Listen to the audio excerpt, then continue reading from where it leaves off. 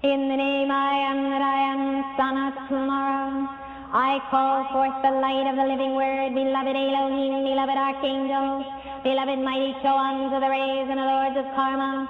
I call for the action of beloved Pallas Athena, beloved goddess of liberty, beloved Nada, beloved Kuan Yin, beloved Portia, beloved great divine director, beloved all-seeing eye of God, Cyclopeia. Let God's will be done, let God's will be done, let God's will be done. I do in the action of the sacred fire in this hour, descend out mighty cosmos, secret rays. I am the holding of the balance of Lord Gautama Buddha, beloved Sanat Kumara and the seven holy Kumaras. I call upon the sacred fire, I call upon the light of God that never fails. Beloved mighty, I am present, come forth in this hour of the victory, come forth in this hour of the victory of the God slain. I demand the full power of beloved mighty, be with us this night. Beloved Jesus, send to me, Lord Maitreya, Gautama and Sanat Kumara. Come Lord now in the victory of the God slain. Send the light 10,000 suns, beloved mighty, stand, mighty, stand, mighty, stand. Presence of only sort of aim around this fortune now. I call upon the great symbols and magnets. I call upon the light of God that never fails. Beloved is fair, beloved is fair, beloved is fair. I call upon the electronic solar rings of the electronic service of God. I call for the electronic fire rings. I call for the rings. And that is the dulcet tones of Elizabeth Clare Prophet, invoking the Holy Spirit in all of its many forms and manifestations. And I'm here with you today. This is Robert Phoenix, and you're listening to Navigating the Astrological Matrix. Sorry, I took a little bit longer today. I was absorbed into a compelling video, and the video was it was disturbing to say the least. This is footage from Anaheim. I don't know how many of you are following what's happened in Anaheim, but there was a brutal slaying of a young Mexican-American male who was apparently handcuffed and was shot, executed in front of people. And it's gotten the populace of Orange County, Los Angeles, pretty upset about what went down. And they've been out on the streets protesting. I got to tell you, the show of force is pretty significant, and we're starting to see the militarization of the police force swing into action. And this has been going on since 2003, when the Department of Homeland Security was giving out grant money to local police forces. Huge amounts of money. Now, this money was not going to be spent or could not be spent on hiring new employees. Okay, so think about that. They couldn't go out and hire more people to hit the streets, get into areas that are heavy, maybe add a little more presence in those areas. They couldn't hire more communications people to maybe take the brunt off of people that work 50-hour shifts or anything like that. But they could buy as many guns and war toys as they possibly could afford. So what we've seen local police forces, of course, by heavily armed and equipped helicopters, tanks, more Kevlar, armor-piercing shells, you name it. They've got it now, and they are armed and ready to go and swing into action against a growingly dissatisfied populace. And this is where we are right now, and you can go into YouTube and you can see some of this footage. It's fairly startling. And one of the things that kind of blew my mind is they're on horseback. They had about half a dozen Orange County, Anaheim police on horseback, and the horses are outfitted with visors. They've got like, these shatterproof visors across their eyes. That's just sad to see. This is where it's all headed. This is where people have been conditioned to take this thing. You know, it's just absolutely tragic. So I'm sitting there watching it, and I got to tell you, ladies and gentlemen, if there's any chance for people to stand up in the face of tyranny, and let's call for what it is tyranny. There's the only thing that people can do in order to achieve some form of self-defense is to understand esoteric principles and to understand how to deal with these situations from a fifth dimensional level. It's the only way that people are going to get it. It's the only way that we can theoretically overcome the brute force that is now being activated and set upon the human species. It doesn't have to be Anaheim. It can be Athens. It can be Madrid.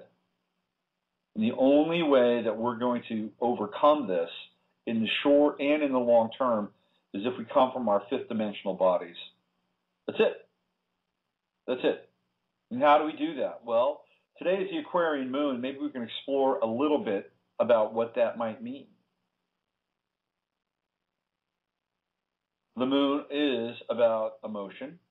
It is about feeling, obviously. And the Aquarian aspect, when we overlay the Aquarian piece on top of the moon, we get a very different kind of a moon. It's a dispassionate moon. It's a moon that does not have a lot invested in some ways, mundane human affairs. The Aquarian moon sees the big picture. I'll give you an example from the. Let's break this down into its bicameral parts.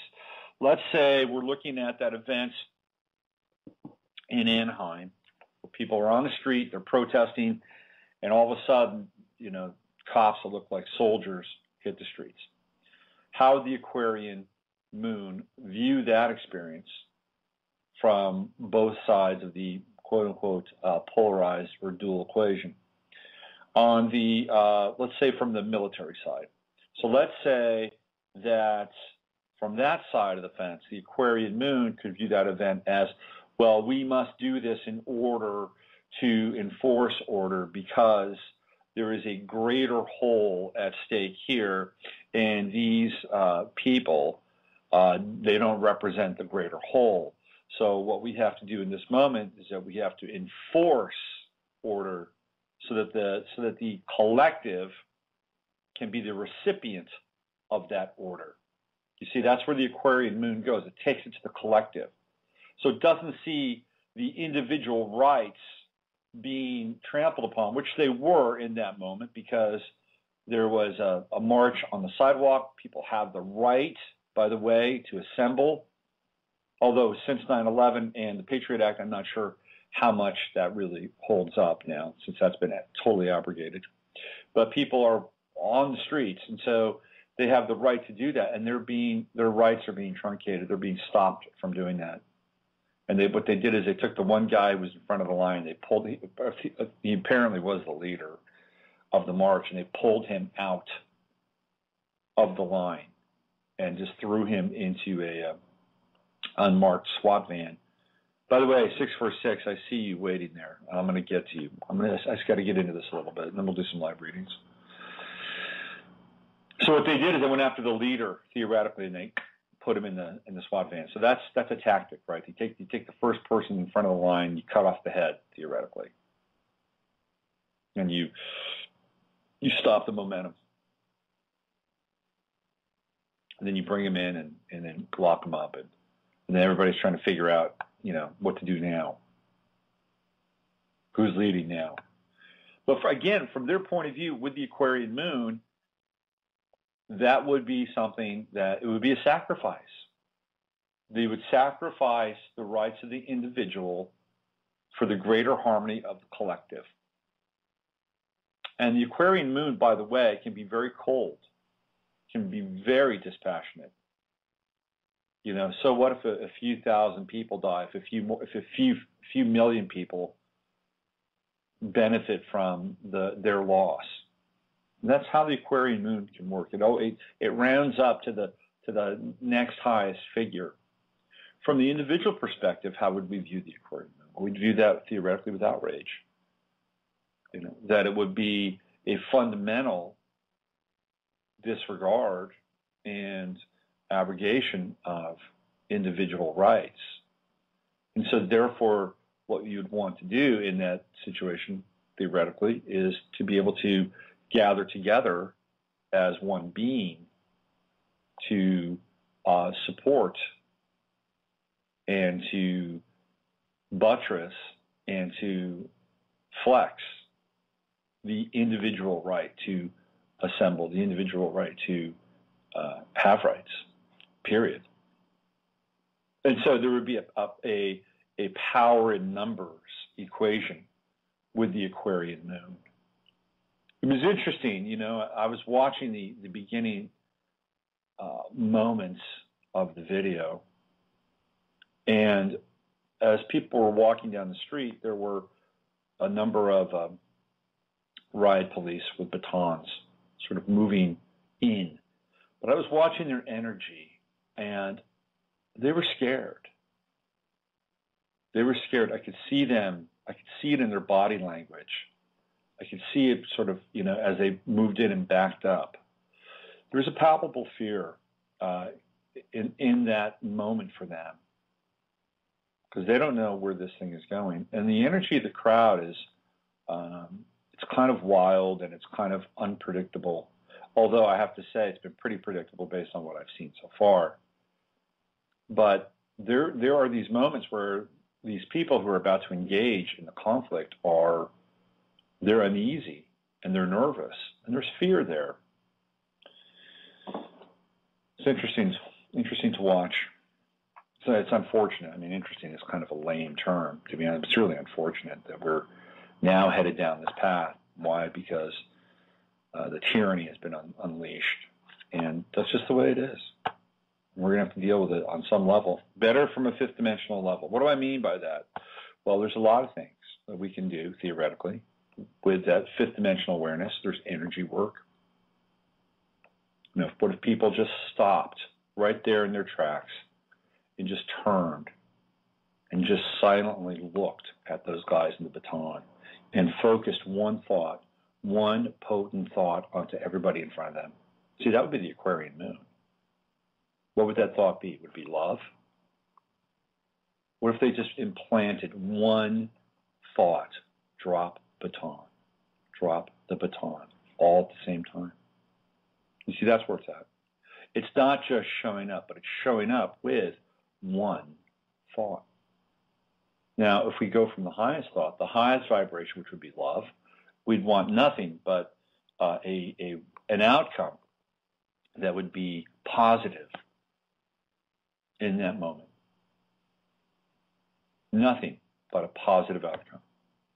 Because what we know about magic, what I know about magic, is that you cannot direct it and wish someone harm. You can't do it. It won't work. It's like orgone. They stole all of Wilhelm Reich's inventions and all his little toys, and they tried to make weapons out of orgone. It won't work. Orgone does not respond to negativity or anger or fear. It only responds to love. And it's the same thing with the best magic. It is only about love. So, what would you want in that moment? You'd want those guys to drop the baton and come over and get a hug. That's what you want. That's it. That's the moment. That is the disabling moment. It's not about hurting them. It's not about causing pain or more suffering, which would cause more duality and more separation. No, it's not about that at all. It's about them opening their hearts and realizing that maybe there's a different way. And conversely, for the people in that crowd, they would have to get to that point where those guys became something different, right? They couldn't just be these heavily armored agents of the Matrix. They would have to actually become humans. So they'd have to get in touch with that part of themselves too in order to make that work. This is what I'm talking about here. This is It's the only way that we can solve this equation, because the alternative is going to be flat out war and flat out revolution. There's no doubt in my mind that this is where, theoretically, based on this arc, it's headed. But we can't stop it. But we have to be smart, and we have to come from a different place. We have to come from a place outside of ourselves, outside of our what I call the time body.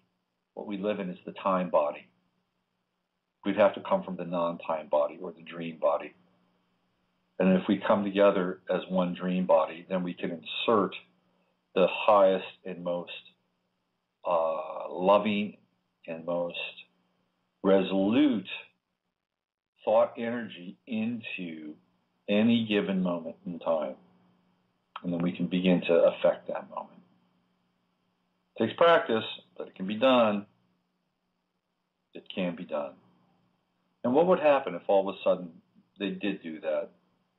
What would happen if they all stopped their marching and just stood there and just looked at everybody in front of them and lovingly said, drop your baton, hug us, join us? And just did it over and over and over again. What would happen? What would happen? It'd be interesting. And what would happen if one guy all of a sudden did that, and he took off his helmet, compelled, doesn't know why he's doing it, but he's going to do it. He's taking off his helmet. And he drops that baton, and he walks over and he hugs one of the people. And then another one does it. And then all of a sudden, you've got people just defecting and just corrupting the program. What would happen after that?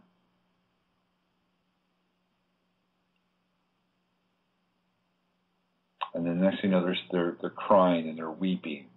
And everybody understands how much they've been played. Boy, that's the moment. That's the Aquarian moon moment we want to strive for, right there. So sit down on that sidewalk.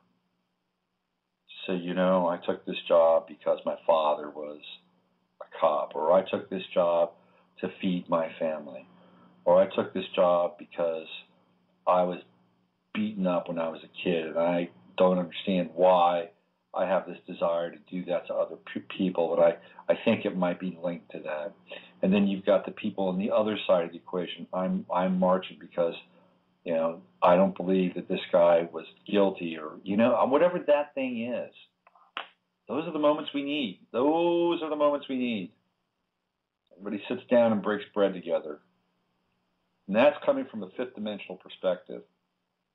That's bringing something into the equation that was never there before. And how do you do it? You do it with stillness. You do it with love. You do it with clarity of thought.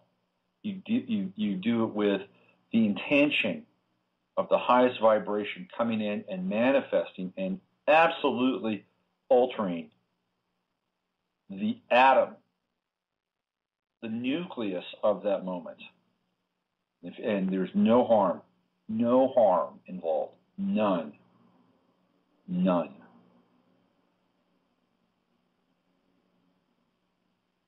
there are variations on that theme, trust me. But that's where you want to go. And in the Aquarian moon, everybody sits down together. That's what happens. Everybody. And everybody realizes that we are all part of the same emotional whole. That's the way it is.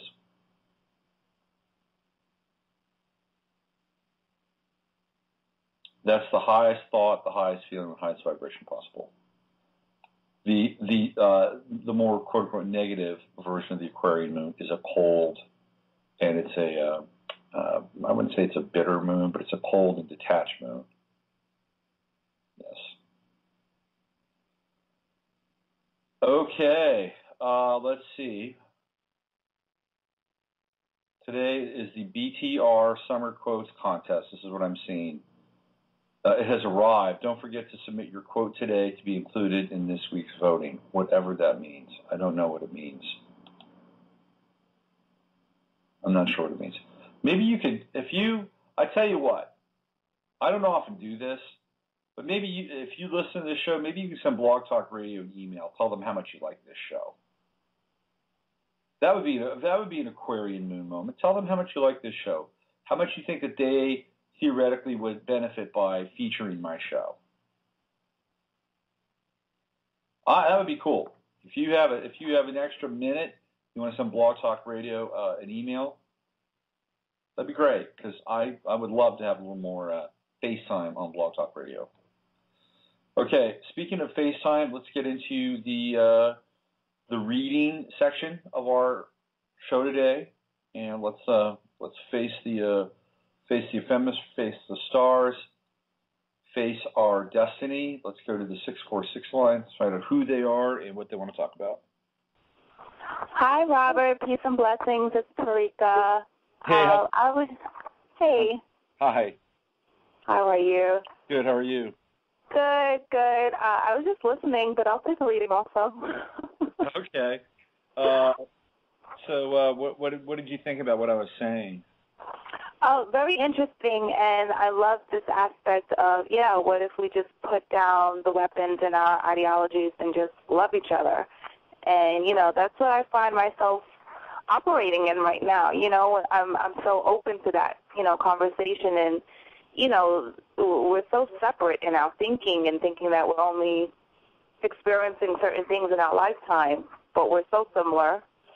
And if we heal, through love and understanding, definitely we need to operate in a spiritual dimension.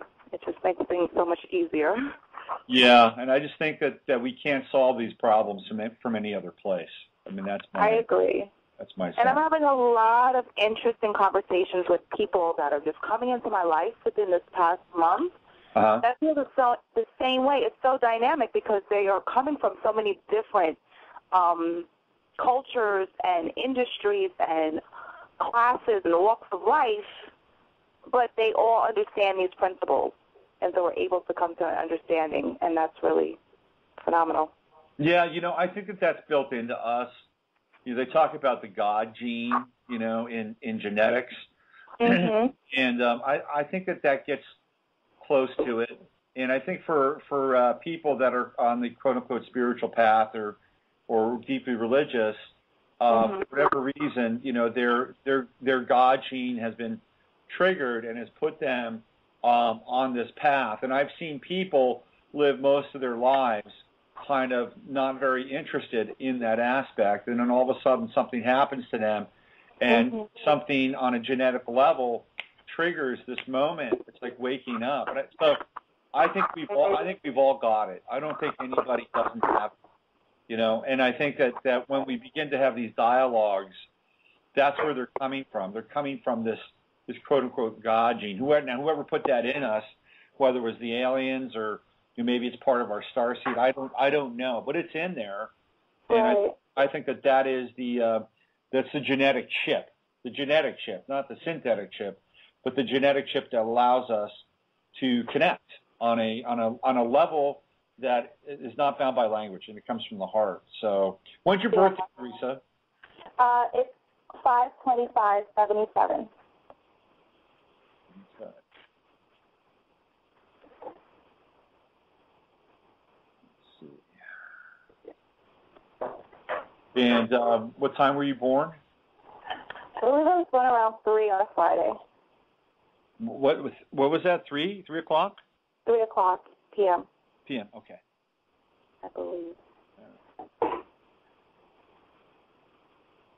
And where did that miracle take place? In Queens, New York. I'm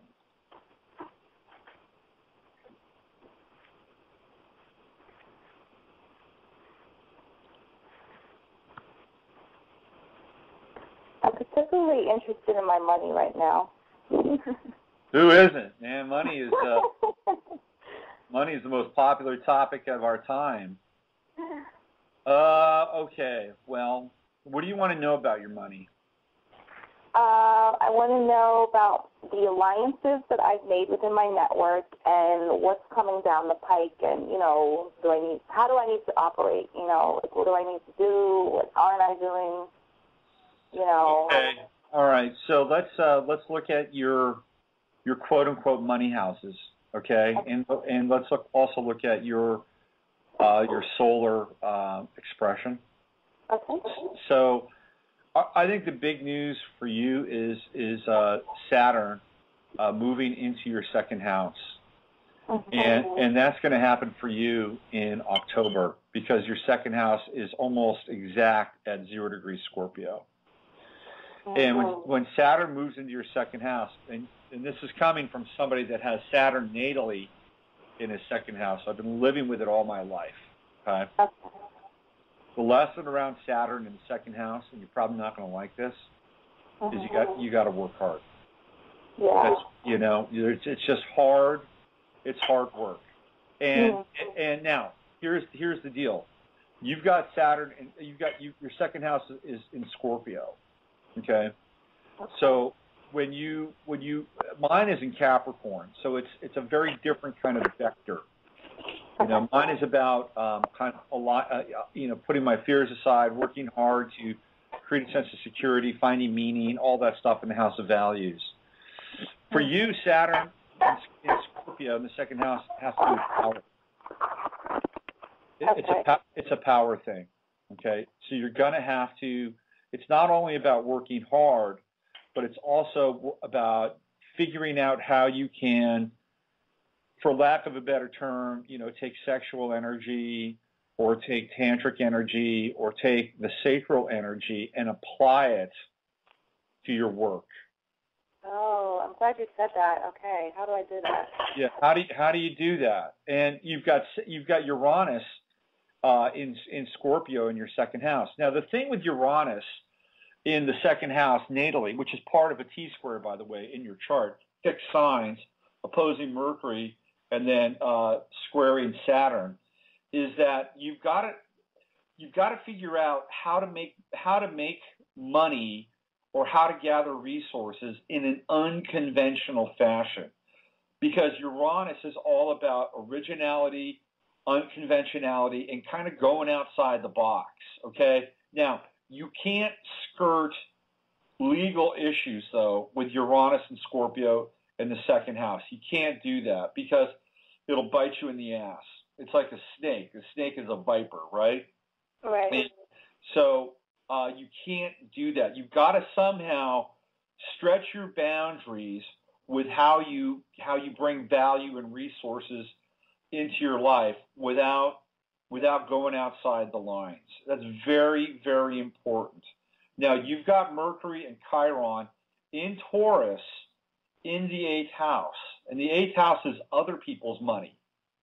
And, you've got this potential there with those two planets, because Mercury in the 8th house is, in some ways, it's an accidental exaltation because Mercury is exalted in Scorpio. And there it's in Scorpio's house. So you have the ability to do the research, to go beneath the surface of things, to find out, what is going to be trendy on some level. You can do that. And Chiron, next to your Mercury in Taurus, kind of in some ways is this motivation to do that based on a need to survive. Like it's like somewhere deep inside of you, you've got this very deep-seated survival need. And I don't know what your upbringing was like, whether you were raised in a family that didn't have a lot of money or didn't have a lot of resources, but there's something that you were born into this lifetime with, both from a pre-incarnational perspective and disposition and this lifetime, which drives you on some level, deep level, to have not just enough, but more than enough. Right. And part of this, I was talking about the fourth dimensional perspective, or fifth dimensional perspective rather, at the beginning of the show. Right. And I think that this could really speak to you in your chart and in your life. You need to be able to go into this place of manifestation and, work from the back, work from the outcome backwards. Do you understand what I'm saying? Okay. Work from the outcome and then work back. Start from the outcome and then work backwards. So here's a little practice for you. You could do this later. When you go into a meditation or you get into that quiet space, okay, I want you to think about what your life would be like if you had all of your financial needs met.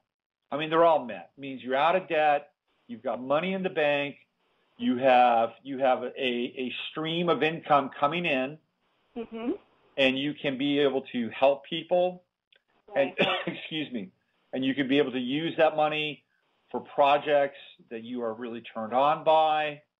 Maybe you're able to have, a little something on the side where you could, go to the spa every now and then. Right. What would that look like to you? But more importantly, how would that feel? And you don't have to do this now, but just set time aside every day to get to that place of feeling where it's like, okay, I have everything I need. I'm completely taken care of.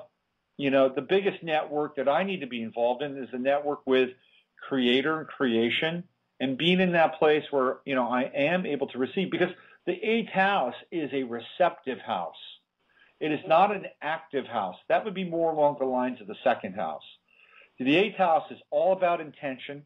The 8th house is all about psyche, and it's a very magnetic house since it's ruled by Scorpio. So you need to work from the outcome. What does it feel like? How does it feel? And then once you get into the feeling, then you begin to anchor the feeling. And you begin to say, this is already in action in my life. This is already coming to me, whatever that thing is. And then you allow the universe to kind of co-create with you for the solutions around that. Because we can't, for the most part, we can look at these things and we say, okay, I'd like to do this, we'd be good at this. But unless we invoke the other, unless we invoke these profound spiritual energies that really want to work with us to create more novelty, more complexity, more creativity, more love, then we're missing out on half the equation. And with this polarity, this opposition between Uranus and Mercury and Chiron, in a lot of ways, this is the invocation that you need to bring into your life. Because what are we talking about here with Uranus in the 2nd house? It's unconventional. It's really unconventional. So maybe one of the things, Teresa, that you could do is you could begin to master some of these things. And then maybe you could begin to teach these things to other people. And they would say, God, this is great. Thank you so much. Here's some money for that. Oh, thank you. Now we're all doing it. So I would suggest that you begin to, start from that place. On a practical level, with Uranus in the 2nd house, you want to be able to get into more kind of, for lack of a better term, Aquarian stuff. You need to be cutting edge. You need to find out, advanced solutions or, new technologies or things that are going to bring people more of a sense of connectivity and depth and intensity with Uranus. Now, Saturn's going to be in your 2nd house for 2.5 years. So you're going to get to practice this in a big way, in a very big way. You're going to have a Saturn square, and you're going to have a Saturn-Mercury opposition. Now, you talked about your network. You've got Saturn and Leo in your 11th house. So your network is very important to you. It's extremely important to you. Saturn trines Venus, and it also trines Neptune. So you've got this wonderful, wonderful fire trine going on. So you can make things happen. Once you get excited, and being excited is really a big key for you. You need to tap into that fire with your excitement, enthusiasm. And enthusiasm will carry the day, whether it's working backwards from the goal, from the outcome. Whether it's enthusiasm is the fire of life. It is the spark of life. So I was talking with this one guy the other day. He was talking about how he had a really successful day at the gym. And I said, well, what was really successful about it? He said, well, I did a bunch of tours and I actually signed a couple of people up. So what was exciting or successful? What was the difference? He said, well, I was enthusiastic. And once I was enthusiastic, people were really enthusiastic with me. So it's important for you to understand and realize. Now, Saturn square Saturn, it's gonna test your enthusiasm. Okay, you're going to be worked. You're going to be worked with that equation. But if you stay with it and hang in there and are enthusiastic about the right things, you're going to do just fine. Okay, you've got a Jupiter return, and it's happening right now. You've got Jupiter in Gemini. It's in your 9th house, and with both Sun and Jupiter in your 9th house, one of the things that I would really encourage you to do, and you've already sort of tapped into it a little bit at the beginning of the show here, is work with people from other countries. Work with people from other countries. Work with people from other cultures. Work with products from other places, and that is really where your boon is. Make those connections. Make those alliances. Make those things happen. Both your Jupiter and your Sun trine Pluto. You've got, sextile Pluto. No, it's a trine. That's a trine. You've got an exact trine between Jupiter and Pluto in your chart, and you've got Pluto in the 1st house. That's really powerful. Really, really powerful. So, honor those connections and work with people. Work with people from all these various locales. And you may want to think about, distribution. Distribution. And the 2nd house, the 2nd house is physical products. Uranus is alternative. What are alternative modes of distribution for some of these products or some of these ideas or some of these goods and services that you may tap into with people from other places? That's also very Saturn in the 2nd house. Could be the internet. Who knows what it is? Maybe it's selling through Facebook. Maybe it's selling and distributing through Twitter. Maybe it's something completely new and different. So I would look at finding unique ways to bring these other components from other places into people's lives with a sense of innovation. So there you go. Wow, that was so instructional. Thank you. You're welcome. You got a powerful chart, really powerful chart. You've got Pluto in Libra at 11 degrees in your 1st house. Okay, there's a lot of responsibility with having. I keep passing Libras in my life, like so many Libra men. Well, they would be there to kind of reflect. You've got 3 degrees on the Libra ascendant. You've got your true node at 23 degrees in the 1st house. So it wouldn't surprise me that you would be bumping into all these Libras. But Pluto in the 1st house is very powerful. One of the things about you'll learn with Pluto in the 1st house is that if you have thoughts or if you have feelings, if you have emotions, the world around you will cohere to them very intensely and pretty quickly. So the better you get at refining your emotional, your intellectual, and your spiritual signal, the more profound Pluto becomes in your 1st house. And it becomes a transformational force in the world and for other people's lives. You've got a lot of power. You've got a lot of juice in this chart. And you were born with great potential, really great potential. So, go out there and use it wisely. Thank you. That makes me feel so awesome. Well, good. I mean, I wouldn't tell you this just to blow sunshine up your butt. So, it's true. Oh, wow, you're so good. Wow, that's amazing. All right, I'm going to put you back in hold, and we're gonna jump here. Is that cool? Yes, absolutely. Go on to someone else. I appreciate you. Thank you so much. All right, Teresa. Have a good day. You too. Bye-bye. Yeah. All right, let's go to the 301 line. Hey, thanks for holding. You're on the air with Robert. How are you? I'm well, Robert. How are you? I'm great today. Thanks for asking. My name is Lisa, and I'm calling in for a reading. Okay, Lisa. Since we don't have a lot of people in the queue today, I can do a full chart reading for you. Great. Yeah. All right. Where are you calling from, Lisa? I'm calling from Maryland. All right. And what's your birthday? 8/22/66. 8/22/66. All right. Different year, but same day. You have the same birthday as my first wife. Oh boy. She was cool. She was very cool. What time were you born? 2:03 p.m. And where did that take place? Baltimore, Maryland.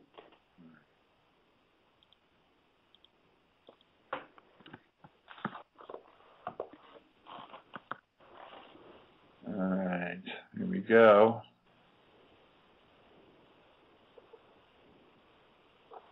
And there you are. Wow. Very interesting chart, Lisa. I hope that's a good wow. It is a good wow. I really have not seen a chart quite like this, to be honest with you.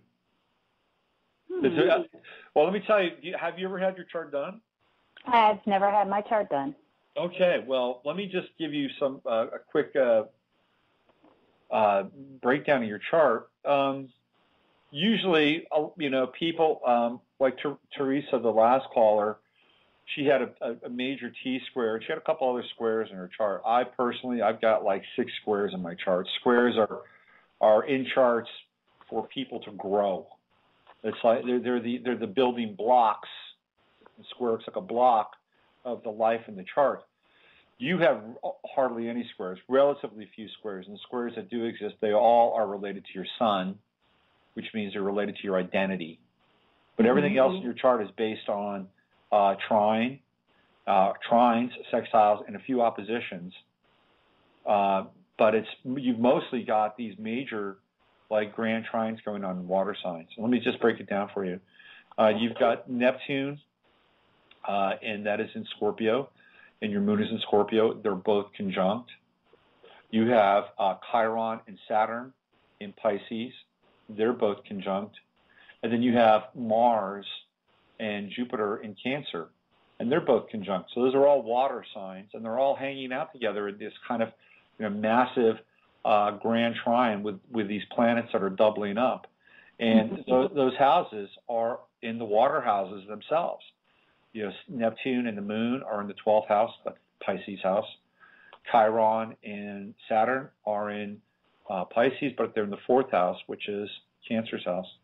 And then Jupiter and Mars, which are in Cancer, in the 8th house, which is Scorpio's house. So not only do you have what I would call a double grand water trine, but all those planets are happening in houses of their own element. So this is really significant for you to understand, because water plays a major role, and it should play a major role in your life. Being around water, staying in what I would call a fluid emotional state is really, really important to you. Living by water would be key for you, especially with Saturn and Chiron in the 4th house. Staying in touch with your emotional roots, staying emotionally connected. This is all vital for you. And I would say that the most important house is your 12th house, because that's where I think everything begins in your chart. And when we look at the 12th house, it's the house of dreams, it's the house of God, it's the house of cosmic consciousness. It's a house where, for most people, they don't necessarily have the ability to get in touch with the planets in that house. Theoretically, this is in astrology, the 12th house is the hidden house. Older astrologers are very fatalistic about that house, and it's the house of fate too. I don't really see that house in that way. I see it as, when we incarnate into our bodies, we come into the 1st house, and then when we leave our bodies, what we do is we go back out of the 12th house, which takes us back out into the realm of soul. And you've got planets in that house. You have Neptune and you have the moon. So anytime anybody has planets in the 12th house, part of their life must be dedicated to the search and the application of getting in touch with those planets. It's important because you have to bring that energy into your waking life and into your daily life. And what's fascinating is that the one planet, actually the 2 planets, but the one planet has the most impact in terms of the square is the sun. The sun, which is your identity, has the most gravitas in your chart. It squares Neptune and it squares your moon. And your sun is in Leo. It's at the 29th degree, anaretic degree, which means that, you in some ways you want to get to Virgo and you want to be able to take care of all the details, make everything happen. You do have Pluto and Uranus conjunct in Virgo. It's a very powerful energy. But really what you need to do with that Leo sun is you need to be sort of the grand administrator of your life and of your chart. And you need to be able to do that without being haughty and without being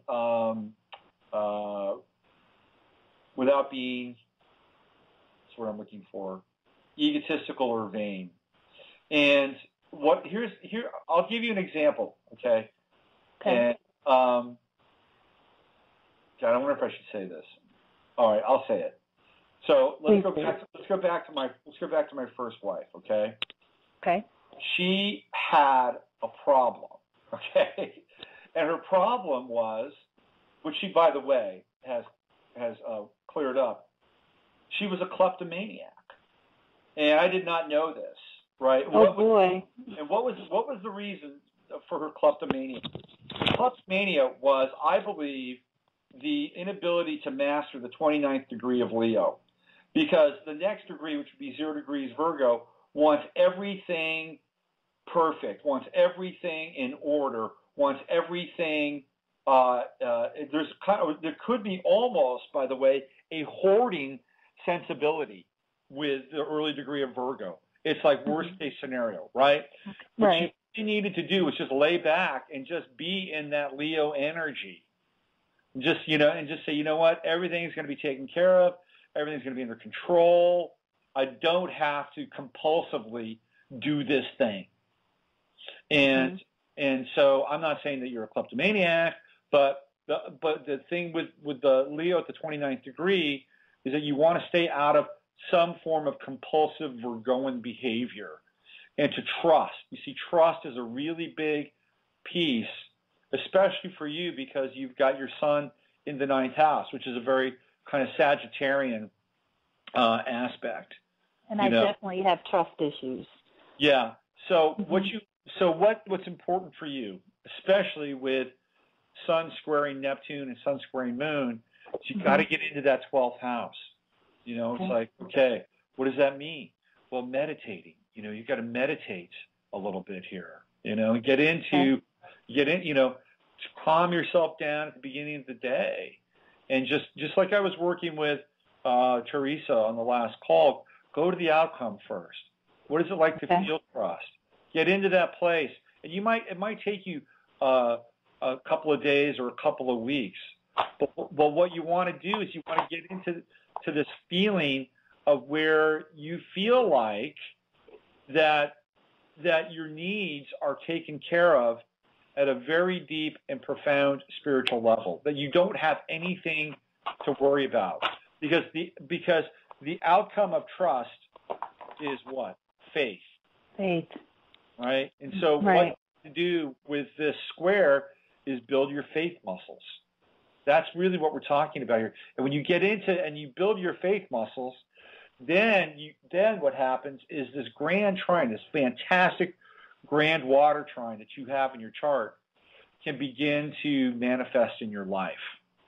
And you can begin to flow. Your thing is flow. You've got to find the flow, and you've got to stay in the flow. And the longer you can stay in the flow, which, by the way, is trust and faith, the more that your life will simply work out. And I'm not just telling you this, because there's a big part of your life that you don't have any control over. A big part of it. And that's okay. Because if you hand that control over to this overarching principle, energy, connection, then really exciting things can begin to take shape. That's my take with your chart. Now, Saturn is moving. We just talked about this. Saturn moves into Scorpio in October, and it's going to be moving into your 12th house. It's going to be moving into your 12th house pretty quickly. I believe it's in your 12th house by December. And then it backs out a little bit, goes back into your 11th house, and then it moves into your 12th house again, early part of next year, mid part of next year. So Saturn's going to be going through your 12th house. And when Saturn goes through the 12th house, I've seen this in almost every 12th house Saturn transit chart I've ever done. People begin to peel themselves away from the rest of the world. They peel themselves away from relationships. They peel themselves away from things that no longer serve them. I'll give you an example. Let's say, and I'm not saying this is the case for you, but let's say you're addicted to Dancing with the Stars, all right? When Saturn goes through your 12th house, one night you'll watch Dancing with the Stars or whatever that equivalent is, and you'll say to yourself, I'm not really getting anything out of this anymore. I'm not sure why I watched this. I'm turning this off. Whatever that thing is in your life, you're going to have that kind of experience. And then you're going to say, well, now what? If this is no longer, has any intrinsic value for me, now what? Then you begin to say, okay, I'm going to explore these inner places. I'm going to meditate. By the way, I would keep a dream journal with Saturn going through your 12th house in a big way. Your dream life is going to be off the charts. You're going to explore things like past lives, future lives, all kinds of crazy stuff. When Saturn goes into Scorpio, some of your fears are going to come up when Saturn goes into the 12th house. It's okay. It's okay. The dream state is a great place to work out fear. Okay. You can go through these fear zones with dreams. And if you the thing I like about dream journals is that the more you chronicle your dreams, the more you get from your dreams. And don't be afraid to talk about your dreams with people as well. You may want to join a dream group or start a dream group. That could be an interesting thing for you to do, where people can share their dreams and you can kind of analyze your dreams together. And what's going to happen is a part of this too, because you've got a lot of what I would call sexual energy in your 12th house.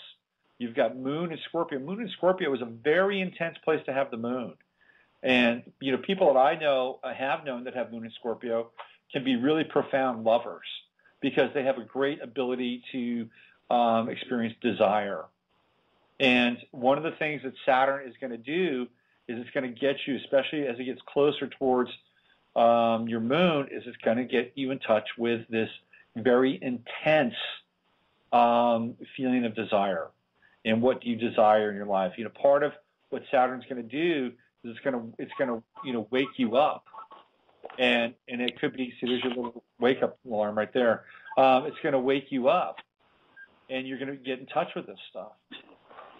So anyway, it would be great if I could manage to stay in a relationship long enough.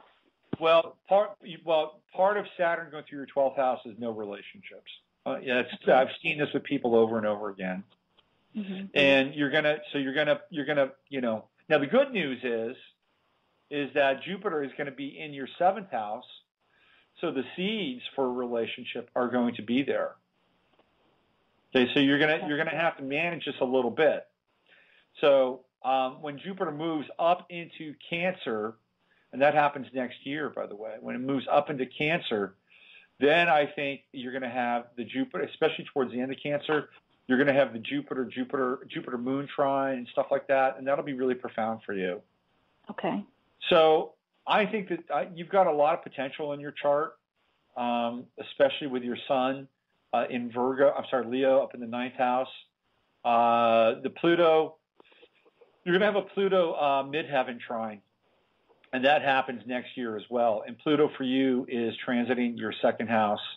I'm having Pluto transit my 2nd house as well. It brings up a lot of fear around loss of resources. It brings up a lot of fear around death at times. Right. The 2nd house it's not for the faint of heart transit, trust me. A lot of times people can lose either relationships or money or houses when Pluto's transiting their 2nd house. The good news is that Pluto next year begins to trine your midheaven. And then slowly you're going to get into the Pluto trine. And when it trines your midheaven, then you're going to have an opportunity to recreate what you do for a living. And that happens next year. But everything is dependent upon the Saturn transit in the 12th house. So when Saturn moves into Scorpio, you want to prune away any external stuff that gets in the way of you really tapping into this deeper level of trust and faith that allows it to work in your life. And here's what I want you to do. When as the Saturn, even before the Saturn transit, when something happens to you that looks like blind good luck, or blind, I don't know, coincidence that somehow works out in your favor. Mm-hmm. I want you to take notice of that, and don't slough it off. Say, oh, that was just lucky. Okay.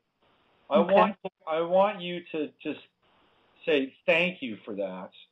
Thank you for that moment, and bury that plant that seed, because this is what we're talking about, building the faith muscles. Mm-hmm. Mm-hmm. Say thank you, and realize that something has worked out in your favor for your own highest good, so that you could notice it and bless it.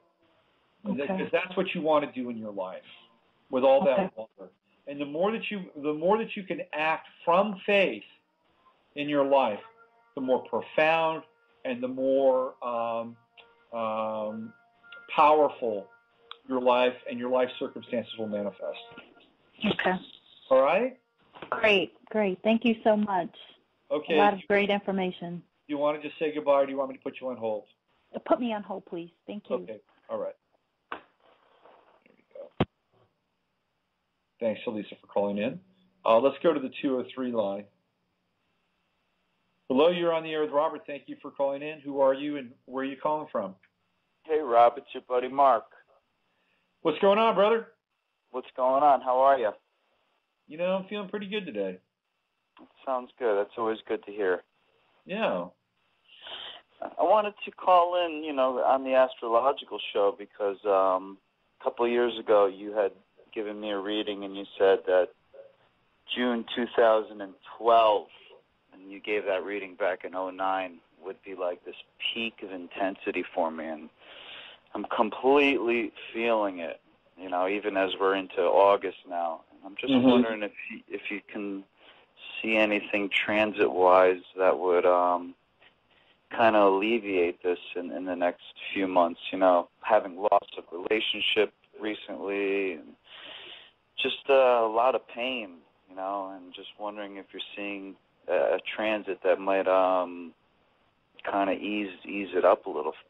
Yeah, sure. For people who are not aware of this, this is Mark Daniels, a.k.a. Charleuse, who was actually a guest on the show a couple of weeks ago, and is here again in another sort of capacity. So, yeah, let me just check out your chart here.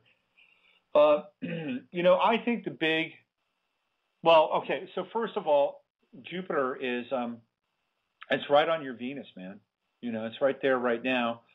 I thought that was going to indicate good fortune in love. Like here, I met someone, a couple months ago that I thought this was the real thing, and all of a sudden it's just totally gone again.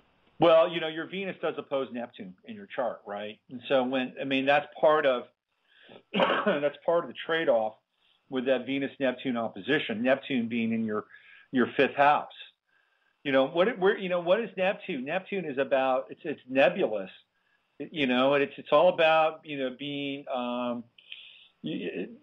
what is the word? Diaphanous. I mean, there's Neptune disperses. Neptune is not solid. Neptune is vapor. Neptune is promise. Neptune is allure. Neptune is water. Let's go back to Bruce Lee. It's ice. It's hard. But you heat it up, it melts, and then it goes away and evaporates and starts the cycle all over again. So is this like, is this the cycle of romance for the rest of my days? I would say terrible. Well, here's what I would say. I would say that what we've got going on as well is Uranus, the Uranus-Neptune trine in your chart, and. Yeah. And one of the things that Neptune also, and I'm going to use some really blunt language here, Neptune can create a sense of victimization. Neptune is classically aligned with the scapegoat energy and victim energy. So one of the things that Neptune theoretically would be teaching you, instructing you, would be to somehow deal with that. And to work with that and to say, oh my God, is this how it's going to be for the rest of my life? Should I just slit my wrist and end it right now? That is part of the Neptune trap, Yeah. Part of it. And especially when we've got hard angles, and you've got a hard angle It's a 2-degree orb, Venus and Neptune. But your Neptune, by the way, also trines your Mars in your first house. And theoretically, when we follow the energy, when we follow the line, and you've got maybe disappointment in relationship or the dispersal of relationship, and this whole notion, Mark, you and I have talked about this before, you're romantic. You are a romantic, and part of being a romantic and part of being an emblematic archetypal romantic is you get your heart broken. And that's the way it is. And so what do you do with that? You take it and you create art. You make an album. You've got Mars in Leo, very creative, dynamic force. And it's trining that Neptune. That Mars is the key for you in all of this. And when Uranus gets closer and closer to 11, 12, even 10 degrees, when Uranus hits 10 degrees, it's going to be right on your midheaven. And it's going to, I think, create enough of a change and a disturbance in the force in your life so that you're not going to be worrying about heartbreak or relationships or people leaving you as much as you've been in the past. Something else is going to come in, and it's going to command your attention and command your energy. You're like, you know what? I got to get on this. Something's going to come in over the top on that, Mark. That's what I see. And you're going to be like, I've got too much going on right now to fret about this. For me, it has a lot to do with your creativity. And it's literally, and I know you're into the big cats. It's like having a tiger by the tail. That's what I see. And well, let's look at, let's go backwards. If the energy can come from Venus to Neptune, opposition, dispersal, I take it, and then I take that energy and I bring it into the first house, and now I've got my Mars and Leo, and I get to create art. It can go the other way too. You create the art, it brings it down into the fifth house. You revitalize your faith. You revitalize your ability to, have a romantic ideal in your relationship, and then you take that energy up into the 11th house with Venus and Gemini, and you network and you become more attractive to people, and it's like, oh, wow, this is fantastic, So, we can backdoor that equation. What I'm doing today, I guess, has a lot to do with Mercury retrograde, because I've started, at the beginning of the show, from the fifth dimension and bringing the fifth dimension into the third dimension, with the end in mind. And the second caller, Teresa, we did the same thing. We started with her 11th house, manifesting from the back end with the end in mind. With the last caller, we talked about faith. Lisa, right. Faith, starting with the 12th house, living with faith and bringing that into the material world. And who are doing the same thing with you in some ways. What happens when that Mars of yours gets so turned on and you're impassioned and you're inflamed with creativity? All of a sudden, man, things change.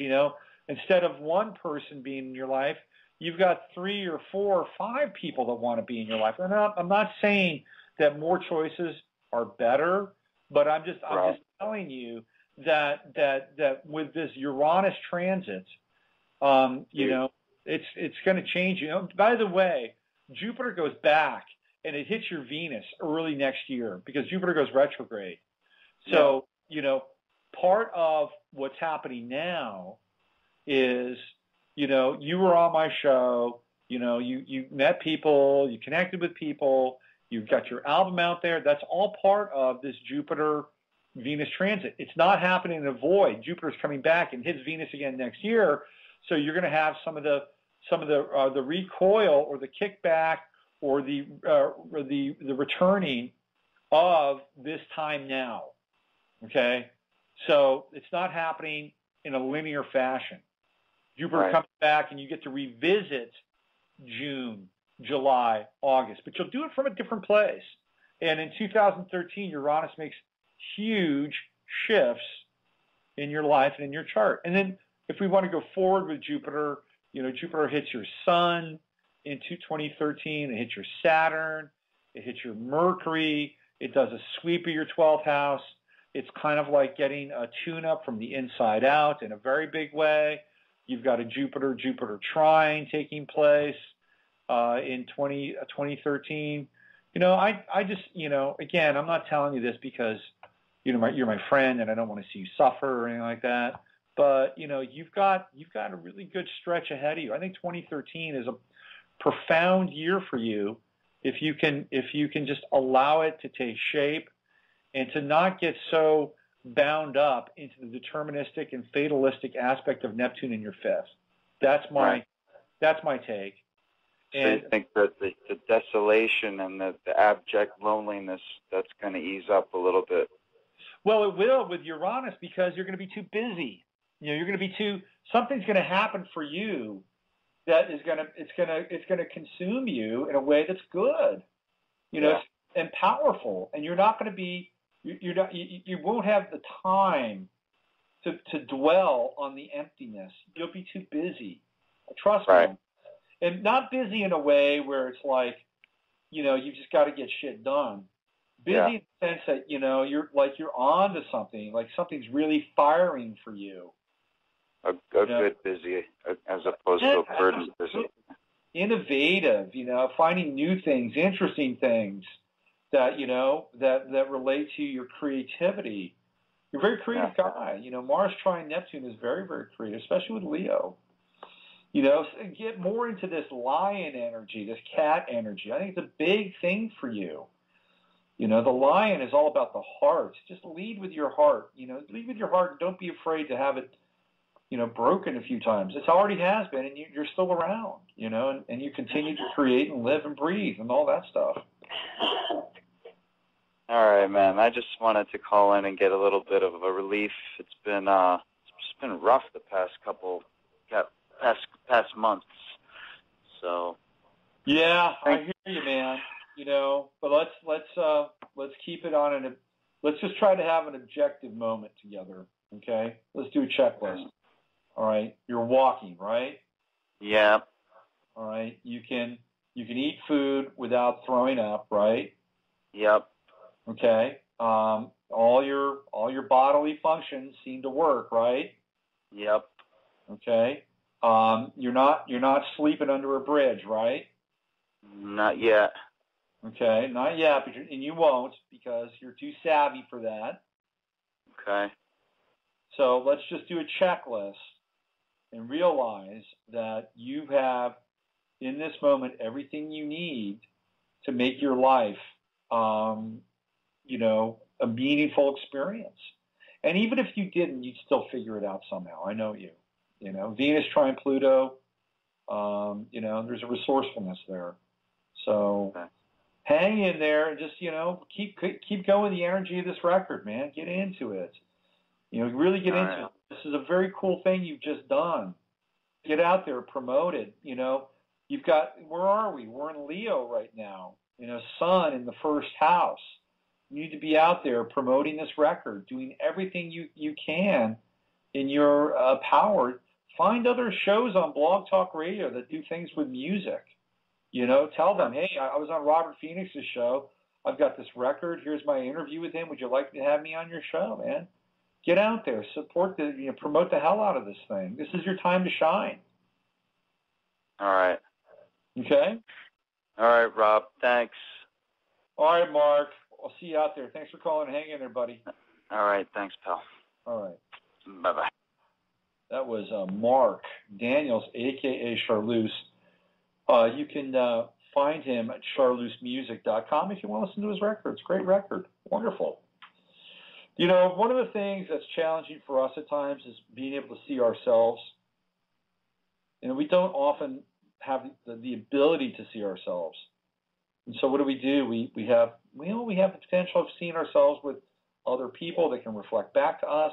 And even then it's hard. Even then it's hard to see ourselves. One of Mark's challenges, he has Sun in the 12th house. He has Saturn in the 12th house. He has Mercury in the 12th house. Very hard to see oneself with those planets there. And so we reach out and that's why we incarnated with other people. for these moments, the touch points, to be able to remind us as to why we're here. That's what it's about. And who we are. And I don't care how self-actualized you are, it's still not always easy to see oneself. I was watching some interviews with George Harrison last night. I got to tell you, George Harrison is absolutely fascinating. Fascinating. He's the one Beatle that, to me, somehow managed to retain his soul. He did it. George Harrison did it through all of the madness, through all of the thick and the thin and the duplicity of the Beatles experience. That guy managed to stay in touch with what was meaningful for him. And he grew. He absolutely grew. And if you have any opportunity to go onto YouTube and see some of the George Harrison videos, there are two in particular that I recommend. George Harrison being interviewed by Dick Cavett.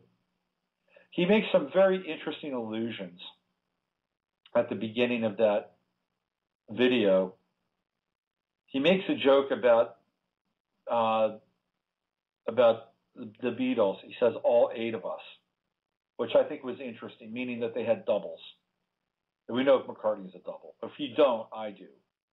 McCartney is a double. He's not that guy, even though George talks about him in that way sometimes.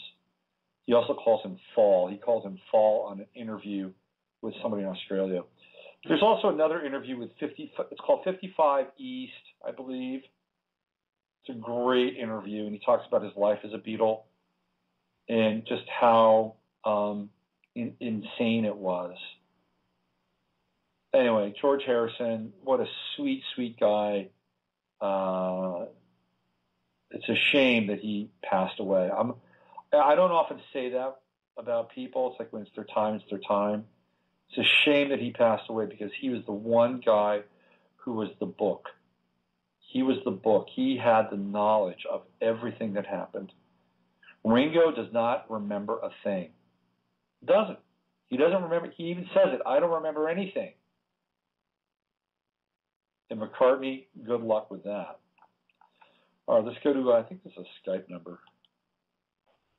Hello, you're on the air with Robert. How are you? Hi there, it's Michelle. Hey, Michelle. How are you today? I'm good. How are you? I'm great. Thanks for asking. So are you here for a reading? Yes. Okay. Where are you calling from, by the way? From San Francisco. Oh, all right. So. Well, I'm sorry. Actually, San Diego today. Yeah. San Diego today. But okay, so yeah. We're kind of neighbors. I'm across the bridge from San Francisco. Oh, okay. All right. All right. When is your birthday? It's 12/20, 1962. And do you need the time? That's helpful.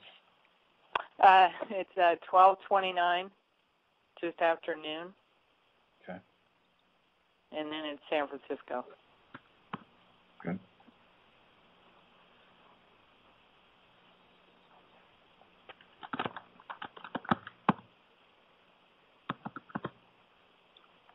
All right. Let's do that. There we go. And there you are. Do you know much about your chart? I know a little bit, yeah. Okay. So you know that you're an Aries rising, correct? Yes. Yes, okay. I am an Aries. Yes. Sag, 28 degrees, and Libra moon, right? Yes. Okay. All right. So what do you want to talk about or explore together? Well, two things: relationship and career. Okay. So with relationships, you have Moon in Libra, which we just mentioned, and it's in the 7th house. And Saturn has been on your Moon, was on your Moon for most of 2011, and some of 2012, but would have been like at about 22, 23 degrees But seriously, in 2011, the moon was right on, Saturn was right on your moon, and has been in your seventh house from roughly about 2009, probably the early to mid part of 2009 on. And a lot of times when Saturn moves through the seventh house, what we see kind of a freeze in relationships for any number of reasons.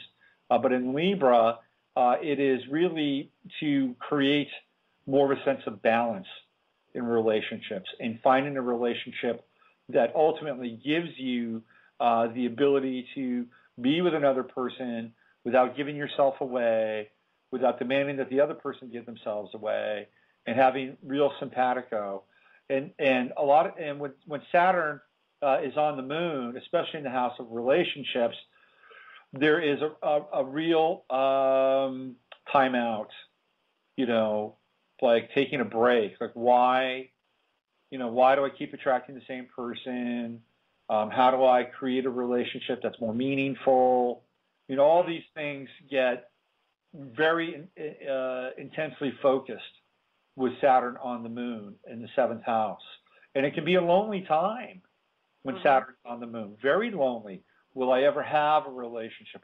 Will anybody ever understand me?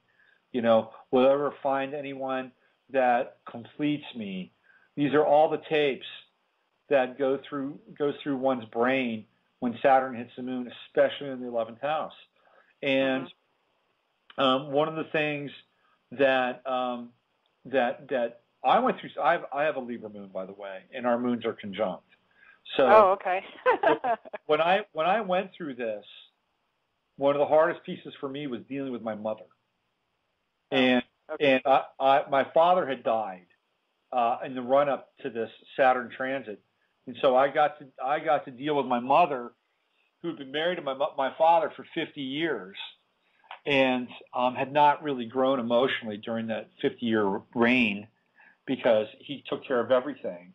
And so I got to deal with my mother's sense of, being freaked out, having to rediscover her life, doing things on her own. That was my thing. And I also got to deal with the fact that I have my own issues with my mother. I mean, this is a woman, I'll be very honest with you, who throughout almost the entirety of my life never told me that she loved me, really, or respected me for anything that I did. And I remember just having a distinct conversation with her about 6 to 8 months ago where we talked about this very openly and frankly. And that was a really empowering conversation to have with her. So I'm not saying that this was your piece, but I'll tell you, you can't escape dealing with the mother when Saturn's on the moon. And for you, that could be looking back at who your mother was or wasn't, how, what were her relationships like, how was she loved, how was she not loved, how has that played out in your life, these patterns, these cycles, everything that we inherit from our mothers. That would have been a time where you would have gone over those tapes and you would have looked at that in your own life. Well, the good news is Saturn's moved on, it's in your seventh house, and you have the potential for relationship. You really do. You have the potential for it. And as we look at Saturn, it's going to hit your Neptune, okay? It's one final, and this is at 14 degrees, so it's going to be towards the end of this year and the beginning of next year, okay? It is one final look in the mirror. And you get to stare down, I would say, your last bits of disillusionment, false and projected romanticism, and for lack of a better term, failure, okay? Failure. Okay. It's one final moment where you look in that mirror, and guess what happens? You step through the mirror. You go to the other side of that mirror, and those reflections will no longer haunt you, because on the other side of that Neptune, for you, is Venus in Scorpio in the 8th house. And now we have a Saturn-Venus conjunction. I just went through Saturn-Venus I'm still in it now. And I'll tell you one of the things about Saturn and Venus. It's powerful. It is, again, this sense of paring away of what's really important. So you've understood what's important for you emotionally. Mm-hmm. That's Saturn on your moon. Mm-hmm. Now you're going to figure out what's important for you in terms of a relationship. You know, you can't just invest in anyone, you know, because you've got to share. What you have is sacred, and you're going to figure that out when Saturn hits your Venus. And you have the potential to have a connection with somebody at a very deep and profound level. And this will be augmented, by the way, with transiting Jupiter and Cancer down in your 4th house. And this happens in the middle to late part of next year when you have a Jupiter-Venus trine and Saturn on your Venus. And it comes together for you then, I think, in a very, very powerful way. So don't give up the ghost. You know, stay with your process because it's going to be worth it. And what you'll get is you'll get something that reflects you at a very deep stratum, and you're going to be willing to accept it and bring it into your life. And that relationship you'll be able to build on in a very powerful way, okay? Okay, great. This will be the potential for a life-enhancing and lifelong relationship. And what you're doing right now is the work for that. Okay. Now, in terms of career, you have Sun in Sag, 28 degrees. It is close to your midheaven at 3 degrees in Capricorn. It's not quite there, but it's close. It's 5 degrees off. Pluto is in Capricorn. It's moved over into your 10th house. And you're going to have Pluto in your 10th house for quite a while, at least 13 to 14 years. Okay. And when Pluto moves into the 10th house, it is a complete and utter transformation of everything you do for a living from the ground up. It's a very powerful transit. You have the potential to impact the world in a very deep and meaningful way. You have Mercury in Capricorn in your chart at 12 degrees. This coming year, in 2013, Pluto gets up to 11, I believe 12, might get to 12 degrees this year. So you're going to have a Pluto-Pluto trine, exact. It's already trining right now, but when it really speeds up, you're going to have Pluto-Pluto trine. It's a very powerful trine. It allows you to recreate who you are, what you do at a core level. You've got Pluto in your 6th house, which is the house of meaningful work and meaningful service. You're going to have Pluto conjunct your Mercury, which is very intense. It's going to hang out in your Mercury for about 2.5 years. So, you know, it's something to share with the world, okay? It's something about meaningful work. You know, you have the potential to show people what it's like to find meaningful work and make money during a time where we are all theoretically being challenged on that front. You know, there are people that have been in the .com world and have lost their jobs and are now having to do 3 or 4 jobs in order to make ends meet, right? So, you know, or you take .com out, it could be any job.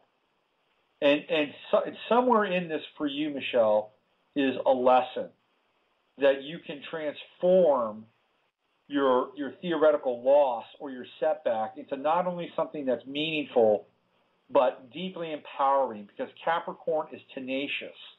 Capricorn is about endurance, and you have the power to endure with Pluto right now on your right now trining your Pluto and almost on your Mercury. So there's something here about your own personal story that is transformational. So I don't know what you're doing or what you're trying to do, but I'm thinking here that to be able to combine necessity with meaning is really valid and important, and don't go away from that. To weave the two together And you know, there's this old adage of creating lemons out of lemonade out of lemons. That's part of what you're theoretically supposed to do, but you're not supposed to be penniless from this. You're supposed to profit from this somehow, and share your story or create your map or do something that allows you to show other people and share with other people how it's done. That's important because it's the 10th house, and the 10th house is about giving to the world. So you're here to give this thing that you're potentially here to overcome with the world and to share it. Mercury is about communication. So you've got to communicate this with other people on some level, okay? You've got to. Okay. Because people can take it and go, thank you. That's valid. Whatever it is you're going through, millions of other people are going through it too. The difference is I think you have the innate and inherent potential to transform that and to turn whatever it is that you're going through into a victory. And part of this is all about tenacity. Tenacity, endurance, being smarter, taking advantage of opportunity, and transforming this from what most people would call a victim state. Oh, I lost my job. Oh, I'm underwater in other parts of my life. You have the ability to change that. And when you change that in your own life, you change that for everybody else's life as well, whether or not you communicate that to the world. And this is one of the things we don't understand. You know, people say, well, how do I change the world? Well, you change the world by changing your life. And when you overcome something that you have really been struggling with, that is a victory for everyone, okay? So don't underestimate your turning small corners. It's very important, very, very important. And then when you accrue enough of these things, then you say, guess what I've just done? Not only have I turned all these small corners, you know, I've circumnavigated some very difficult terrain in my life. And, oh, by the way, here's how I did it. You know, and that's when you begin to share that with the world. Now, the other thing that you need to do is you need to tap into your contacts. Because people that have Mercury and Capricorn in the 10th house, it shows me that you know people. You know people.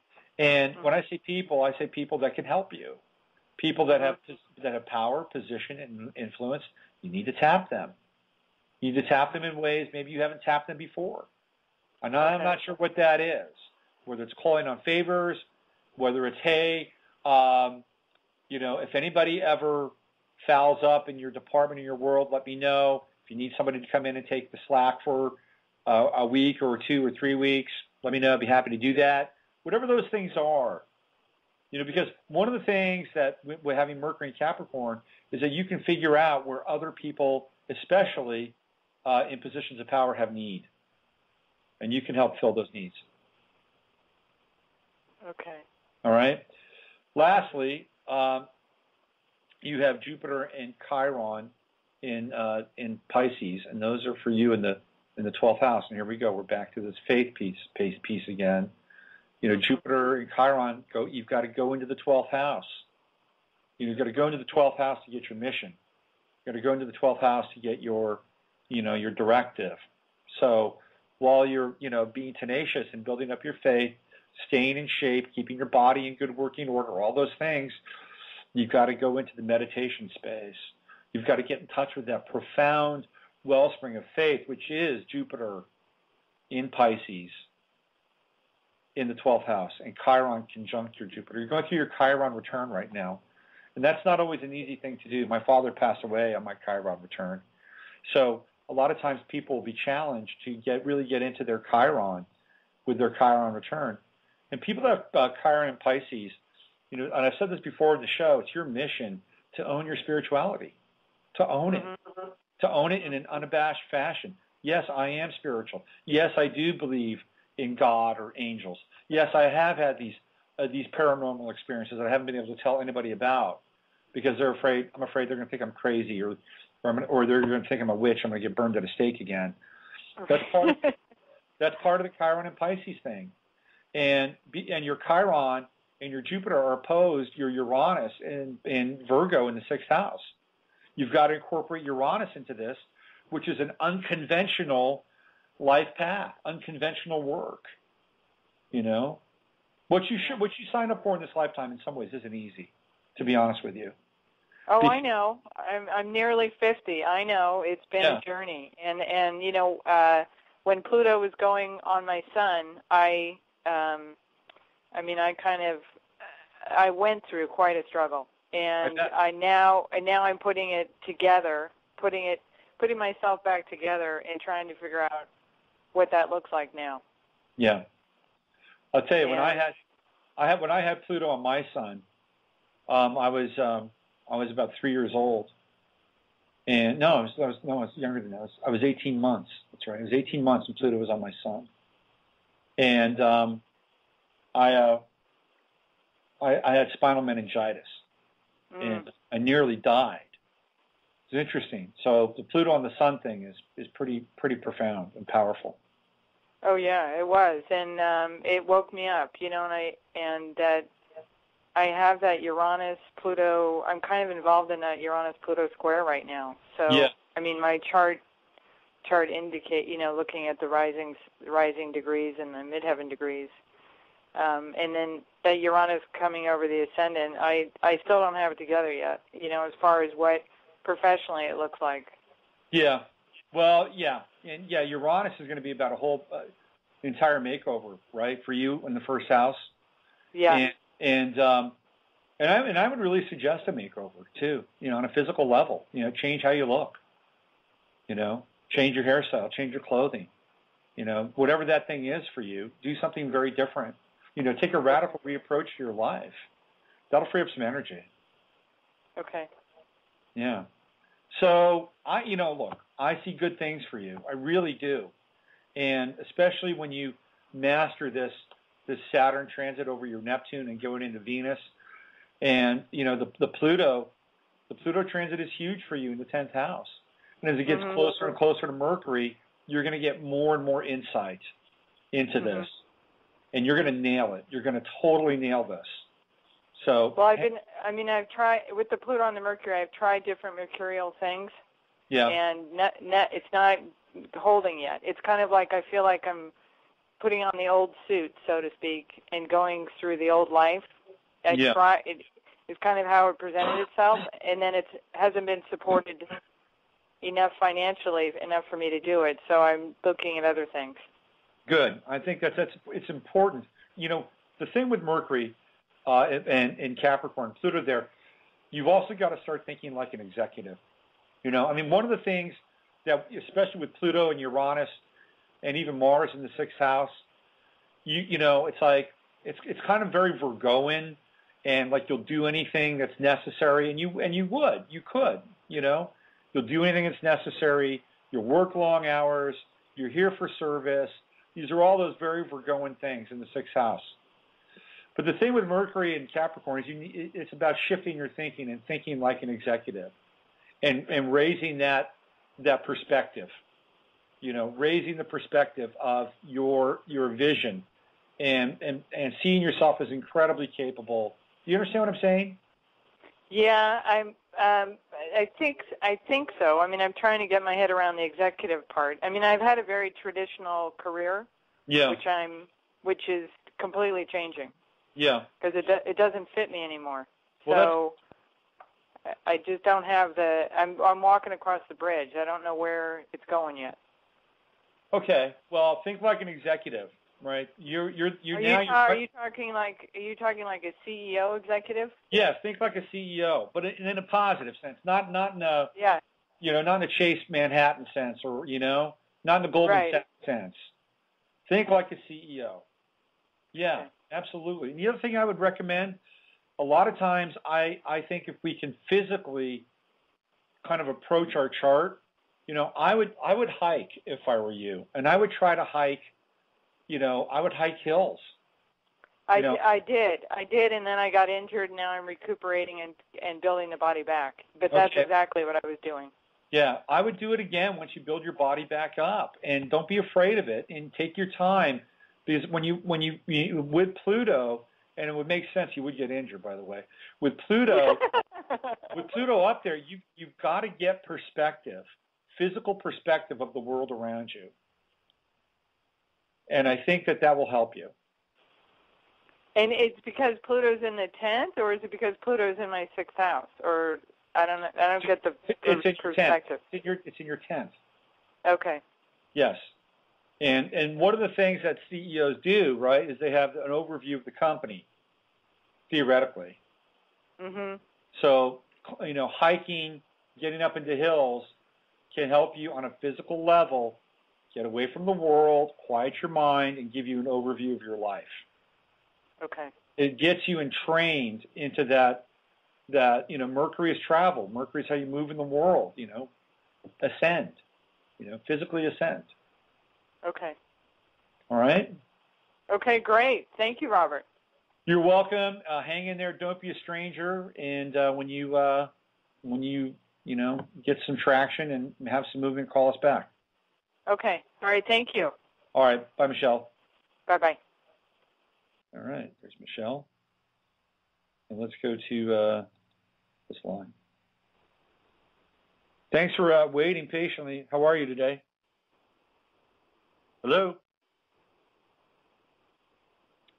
Hello? That's what happens when people hold for a long time. They walk away. All right, I'm going to put you back on hold for a minute or two or 20, who knows. All right. Yeah, so let's talk about, these things. When we have, with Mercury, when we have the ability to tap into Mercury and how it can impact us from an elemental level, we can go out into physical spaces and actually access that Mercury in the way that we need to or want to. So in Michelle's case, it's hiking, it's Capricorn, it's mountain, it's 10th house, it's ascending. So, if it was Mercury in the 12th house or the 4th house, it would be water. So you'd want to spend time around water. You'd want to hang out. I'd still tell her to hang out with water because of Jupiter and Chiron there.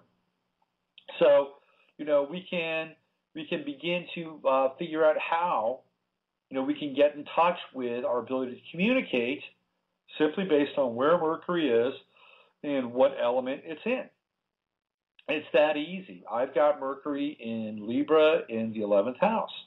It's an air house. How do I get in touch with that? Well, I'm on the internet, and I'm talking on the radio to you and everybody else that's listening right now or after the fact. For me also, it would be great for me to get, to be close to the wind on a physical level. I like the wind. I like being out in the wind. I've always loved it. I love windy days. Great. Some of the favorite times of my life have been hanging out on, the archetypal dark and stormy night. I love those nights. The wind is howling and the trees are blowing. And the rain's getting sideways. I love those nights. They're great nights. Yeah. And so when we have that, Mercury's inspiration. And if you look at that little symbol, what has it got? It's got the head, it's got the little body, it's got those two little horns. What are those horns? Those are antennae. And the antennae are there for us to pick up the vibrations of the air and space. It's like a TV antenna or a radio antenna. It's about inspiration, and Mercury is how we stay inspired. Theoretically, the emanation of the divine vibration is channeled through Mercury. All right, let's go to this line. Somebody's calling from the 519 area code, and then we got a 540. The board is lighting up here with a mere 17 minutes left in the show. Hey, thanks for calling in. Who are you? Where are you calling from? Oh, hi, Robert. It's my name's Jennifer, and I'm calling from Canada. Hey, Jennifer from Canada. How's it going? It's going all right. Good. Well, thanks for calling in. I was just listening in, but I'll have a question now that I think of it. Okay. You know those solar flares that have been happening? Yes, I do. So I don't know if you've already discussed this because I'm just tuning in for the first time, but are they affecting us emotionally? Well, I would say unequivocally, yes. Absolutely. Sure. Yeah, I mean, if you think about it, right? So what happens when we get the solar flares? Well, the first thing that happens is that it interpenetrates the Earth's magnetic fields, right? Mm-hmm. And something happens when we get these. So what happens when the sun discharges these solar flares? What it's doing is it's firing these neutrinos into our atmosphere, okay? And it goes through the magnetic belts, and they get charged with the magnetic belts coming through our atmosphere. So now they take on another character, and then all those neutrinos interpenetrate everything on this planet, including us and including the topography of the planet itself. All the plants, all the animals, the Earth, all the way down into the Earth's core. And then what happens is it triggers the Earth's core, and then the Earth's core has a response to this. And the Earth's core then sends out signals and emanations back through the planet itself, through the plants, through the rocks, through the animals, through us again, and now goes back to the sun. And it's this very complex interplay of these energies that are dancing. And one of the things that happened is that scientists noted, I think it might have been about 5 months ago, that the Earth sent a signal to the sun. And it was a distinct signal. And this is exactly what's taking place here. So if it's impacting and turning the Earth on, what is it doing to us? What's it doing to our DNA? Well, I can tell you what it's doing to me. You know, I'm experiencing a quickening in my life in a very profound way. You know, I'm facing things at a much faster level. I'm going through things at a much faster level. I'm dropping things that no longer serve me at a much faster level. There's an acceleration happening in my life, you know, and it's a very exciting acceleration. And sometimes what happens is we get whacked out by the periods of, you know, we have to assimilate this stuff, right? And before we can assimilate, a lot of times we get whacked out by it. And for some people, it's very emotional. Some people, it brings up crisis. You know, but what's taking place here is every time we go through one of these solar flares, and we're going through a very big cycle up through 2013, is that the acceleration happens quicker and quicker and quicker. So that the whacking out part, whether it's feeling dizzy, whether it's feeling nervous, whether it's feeling anxious, whether it's feeling frustrated, those things take place faster and faster. So what we're trying to do here is we're trying to catch the wave. We're trying to catch these solar waves so that we have very little to process, you see. And so when they come in, we pick them up quickly, and then the Earth picks it up, and then bang, the Earth sets it back out. And now we're picking up on the Earth wave quickly, and now we're dancing. We're dancing with the energy very fast. And this is very important because what's happening is that there's also another overlay or an overlap that's taking place that is synthetic.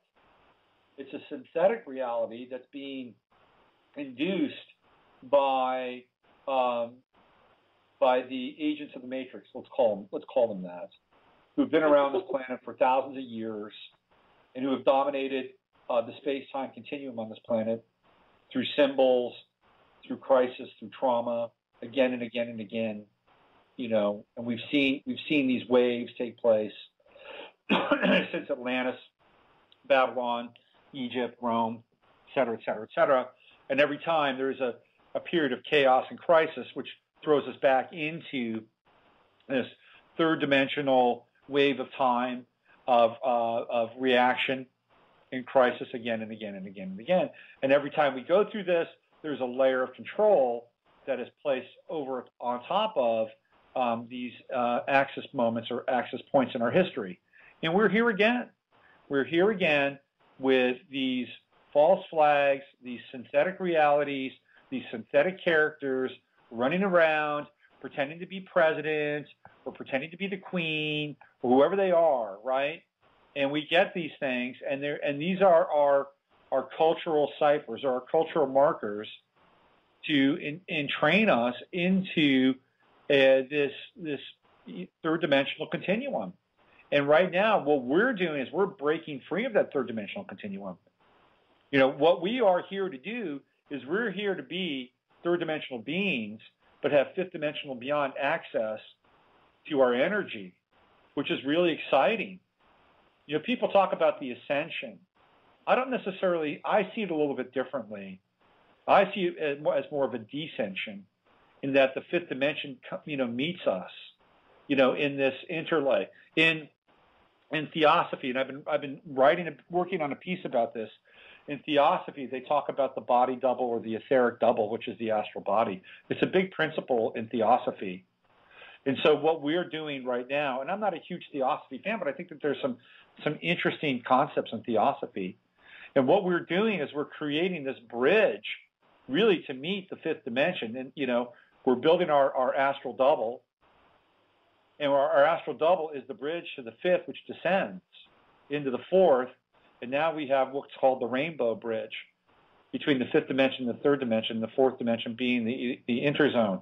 And one of the things that we do with the etheric double is we have to have a strong third dimensional vehicle in order to anchor that. What does that mean? Well, probably means not drinking, you know, not being involved in shitty or crappy food, shitty or crappy relationships. Like, we're preparing the third dimensional vehicle to have a strong connection with the etheric double. Because if you've got a weak third dimensional vehicle, or you've got relationships that suck you dry, or you've got habits that keep you from focusing and being clear and lucid, then, you know, your etheric double is open to influence.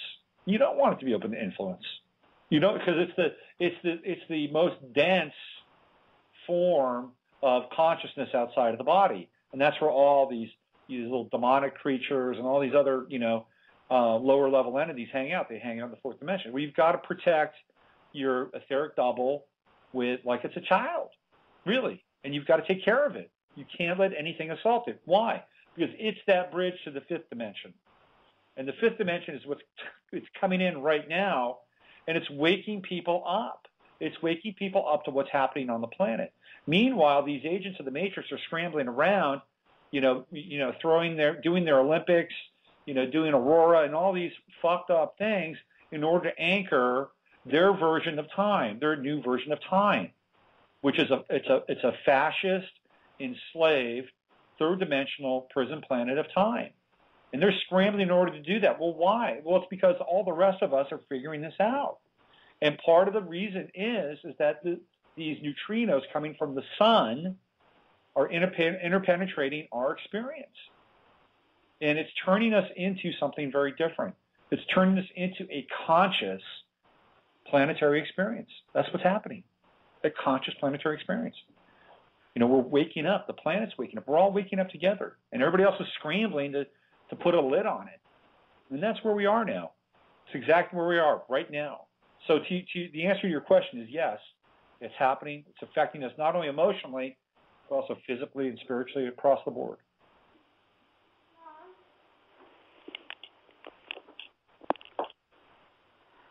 That was a very good explanation, Robert. Well, thank you. But it's just something I've been thinking about. And this 12/21/12 date is very important. And I'm actually going to get into that on the next piece on my blog. But essentially, and I'll cut to the chase here because we have one more call. Essentially, what's happening theoretically during that 12/21/12 date is the sun, the Earth will be between the sun and the galactic center. It's an alignment. It's a very big moment. And the galactic center is in the sign of Sagittarius. So if we're cut off from Sagittarius, what are we open to? We're open to Gemini on the back end. And Gemini is all about duality. And I think, this is my sense, is that what happens during 12/21/12 will be an exercise in the permanent anchoring of a symbolic duality on the Earth. And it's going to be a real test for us. And it's not, I don't think that the Earth itself is going to be split apart or any of these doomsday scenarios. But what I do get a sense of and I'm going to talk about this on the blog, is that there is a quote-unquote false Aquarian age and a true Aquarian age. And what we're going to get is, I think, the implementation or the attempted implementation of a false Aquarian age, which is everything that theoretically the Aquarian age isn't. It will look like it, but it won't be that. And it's a very tender and powerful time, vulnerable time, because of us being cut off from the galactic center. So anyway, I'll talk more about that later. I'll listen in. Thanks a lot, Robert. All right. Thank you for calling in. Back in there. Jennifer from Canada. Let's see here. There we go. There we go. Let's go to the 5. Are you? Are you still there, Jennifer? Hello. Yeah, I'm still here. Okay. All right. Here, let's go here. I'm just listening in. Yeah. Okay, hold on. There we go. All right. Hello, Robert. Yeah. Hey, how's it going? This is Eric. How you doing? Hey, Eric. I'm pretty good. We only got about 5 minutes left, but thank you for holding. What's on your mind today? Well, I'm just currently I feel like I'm kind of in a transition period. I had a relationship that ended for me at the end of October last year, and I've been trying to just sort of make space within myself since that time. And also just been trying to actually look at maybe transitioning out of my job. I called you up maybe a month or more ago about going to Vegas to learn futures trading, and yeah. How did that work out for you? It was pretty good. I didn't go there to do any gambling, but I was doing like 12-hour seminars 5 days a week for a week there, and right. It was I learned a lot of good information. It's since that time been a matter of making time to practice it and to refine it. Okay. Give me your birthday, Eric. It's September 15th, 75. So did you get any insight into the silver market? I have my own personal take on that. Silver market, I think the powers that be will probably try to push it down for the short term. Yeah. But I'm still holding for the long term. Yeah. I'm pro silver. What time were you born? 6:08 a.m. Okay. And where was that? Fredericksburg, Virginia. Okay, for everybody that's listening on the stream right now, we're going to go dark in 3 minutes while I finish Eric's reading up. So I want to thank everybody for listening in and hanging out in the chat room. And I'll be back on Friday. Fredericksburg. I think we got. I might already be in your system. Maybe. You did a natal chart on me a few months ago. Fredericksburg. There it is. How do you spell that?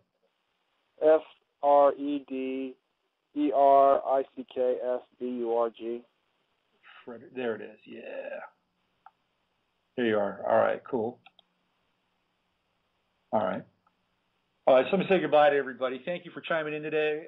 Everybody's been on hold and in the queue. Thanks for calling in, and thank you to everybody in the chat room. I'll be back on Friday with the forecast, and I'll see you then. And now it's all about you, Eric. Okay, so relocating and relationship, is that what you're looking at?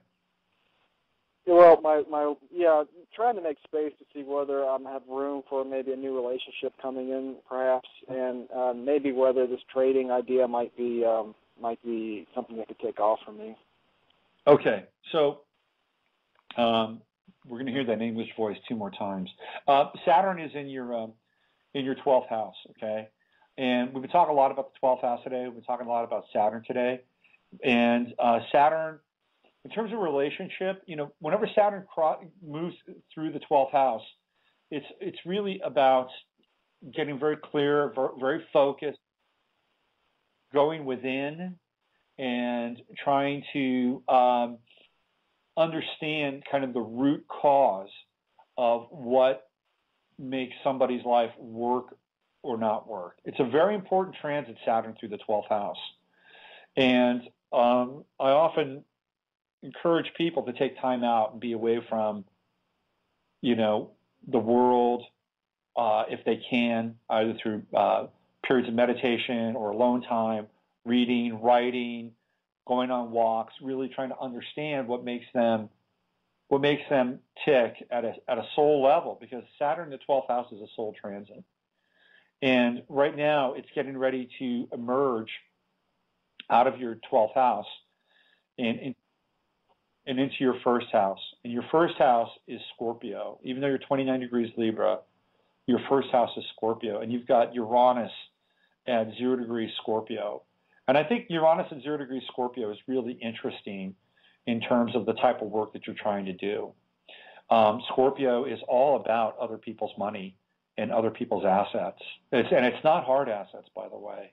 It's about notes and contracts and certificates.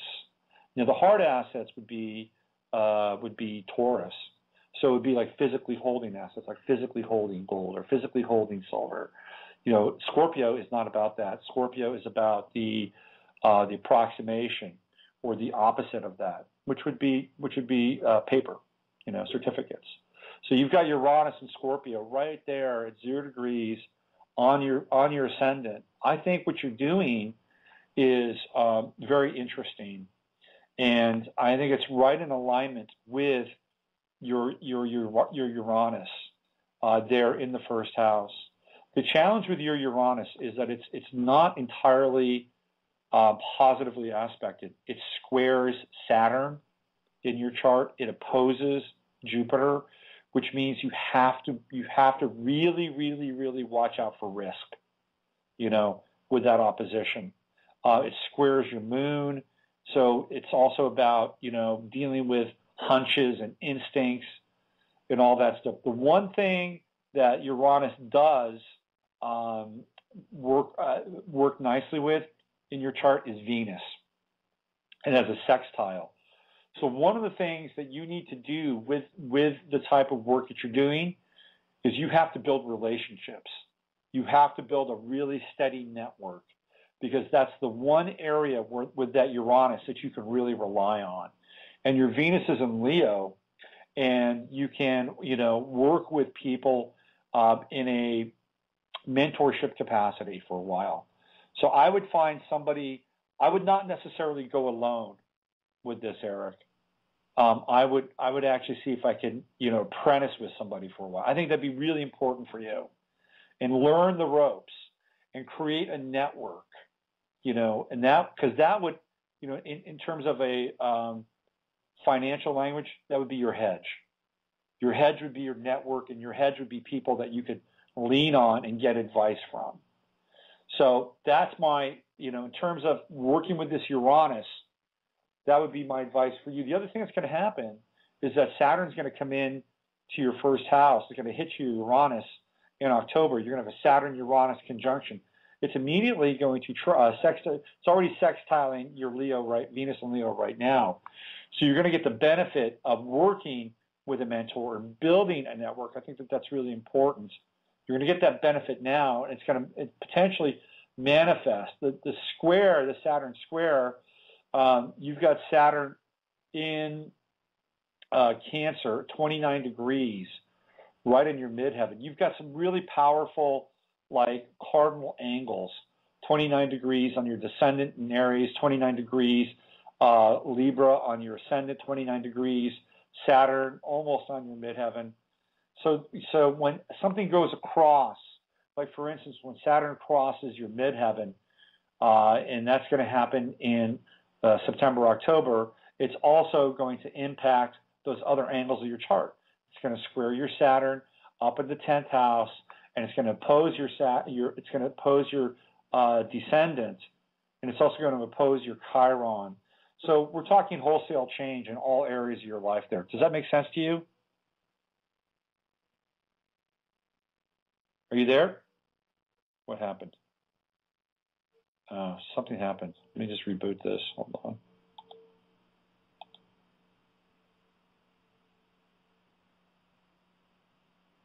felt like it was dead. Okay, let's see if Eric is still there. Hey, Eric, are you still there? Hey, are you there? Eric? Okay, so for whatever reason, the show decided to. Robert? Yeah, are you there? Yeah, I got booted out, and then I called back in. I was in the queue listening to most of what you said. So let me stop there because you kind of went dead.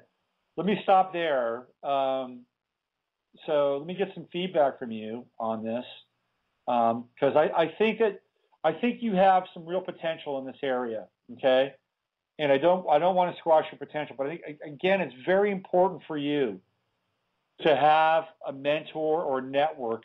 I'm thinking more mentor that you can lean on. Are you working with anybody? Are you talking about professionally? Yes. Okay. Well, I mean, as far as the trading goes, there's a lot of mentoring that's offered through the group that I've gotten the software with, and I went. Yeah. And that's partly why I went to that conference, was to learn more about it and to make contacts. Yeah. So there's some contacts I made through that trip, and there's ongoing support that they have on many times a week with mentoring people online. So. But I hear what you're saying. That's good to make also personal mentoring contacts, and that's not always easy to come by. But I don't feel like I'm in it alone, though. Well, that's good. That's important. And the other thing too is that some of these relationships could really pay off for you as well. You know, I'm thinking that if you could somehow manage to work for somebody for a while. You could prove yourself that they would actually invest in you. That's what I'm looking at here. So try to find that kind of connection because it's the 10th house, and the 10th house is physical. And, Leo is the sign of gold. So, the gold market's really fucked up, but, you may be able to kind of narrow your mentoring if you can work in that element or in that space. I get, Eric, that you're going to have that when this Saturn shift takes place, you're going to have to make a decision very quickly, and that decision will impact everything in your life. It'll impact your relationships. It'll impact your long-term Saturn, which is up there right near your midheaven. And it could have to do with a trade, or it could have to do with a move, or it could have to do with both. But it's going to happen very quickly, and the key for you is to not panic, okay? You think that would be mid-September? Yeah, right around, absolutely. I mean, my birthday's September 15th. Yeah. Something else I've been doing lately is I've been kind of purging old friends that I really realize aren't friends anymore. That's Saturn in the 12th house, man. Yeah. I mean, one of them was one that hooked up with my ex, who I had confided a lot of. We talked about that. That's right. Yeah. Yeah. And I kind of finally closed the end on that this week. Good. Yeah. But a lot of what you're saying does resonate with me about, what I'm going through now and what's to come. Somebody told me that things would be changing. A psychic reader I talked to told me that changes were coming for me in mid-September that they said were positive. That things about my lifestyle would probably change at that time. Yeah, you've got Jupiter cruising through your 8th house, which is great. I mean, in terms of investments, research, other people's money, Jupiter conjuncts your Mars next year. You have a Jupiter-Mars conjunction. That's terrific. One of the things you may want to look into, because you've got Neptune in the 2nd house, Neptune in the 2nd house is a little tricky. Money can flow in and out with Neptune in the 2nd house. But one of the things you may want to look into in terms of trading futures, anything having to do with gas, petroleum, or water, okay? Those can be very powerful for you. And Uranus is at 6 degrees. It gets up to 9 degrees and beyond in 2013. So you're going to have a Uranus-Neptune trine. And you want to take advantage of that. And that's about moving fast, moving quickly, and making things happen quickly. What kind of energy does that mean? What's associated with that kind of trine? Well, it's in your 6th house. Uranus it will be in your 6th house and just coming into your 6th house at that time. So it'll have to do with work, number one, what you do for, how you work, number two. It'll be finally in your 6th house for good. So things can happen very, very quickly. It will oppose your Pluto.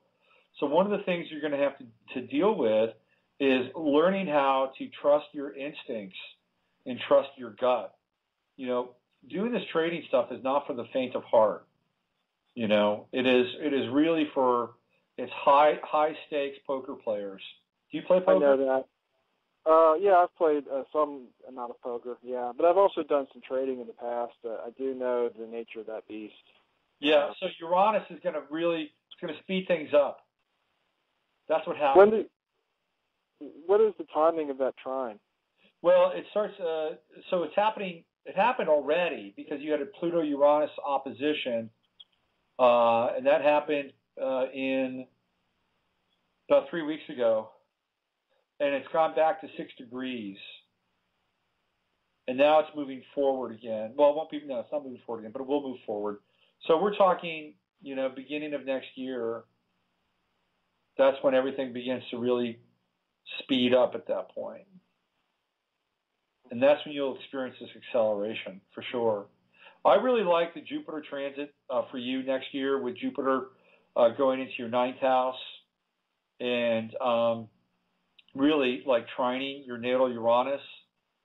The early Jupiter transit of Jupiter in Cancer trining your natal Uranus is very powerful. And that would be a time where you could really, kind of push all in with a lot of stuff. And that's like June, July of next year. So hang in there. The Saturn, you got to wait for the Saturn transit, getting out of your. So mid-September, late September, early October, huge time for you. Huge. Okay. And be ready to move fast, and have some nerve. All right. I greatly appreciate everything, Robert.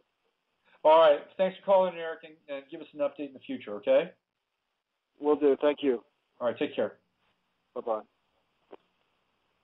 And that's it, ladies and gentlemen. That's the end of the show. I want to thank everybody for calling in, and I want to thank everybody for listening in the chat room and beyond. I'll be back on Friday. Maybe I'll have a guest. Maybe I won't. I'm not sure yet. We'll see about that.